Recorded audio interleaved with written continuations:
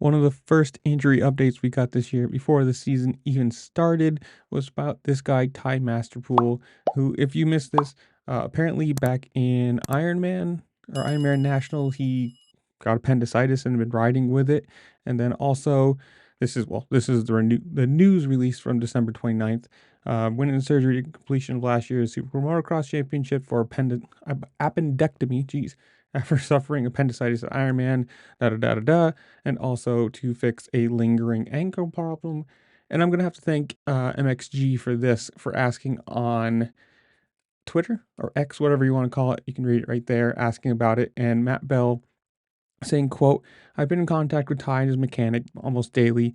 He has been continuing his ankle rehab and is making good progress. I would expect a return at Glendale if this progress continues as it is now." So that's pretty cool. Obviously, this would be his debut year on the 450, I believe. Somebody correct me if I'm wrong on that.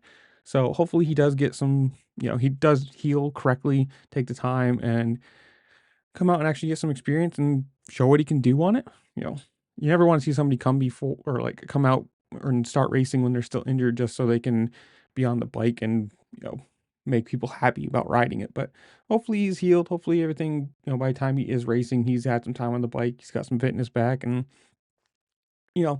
whatever it is. In the comments below, you guys tell me. We have Detroit coming up this weekend. Who do you think is going to win? 450s, 250s? Obviously, this is the first round of the East. So we get the Deegan show instead of the West Coast guys, whatever.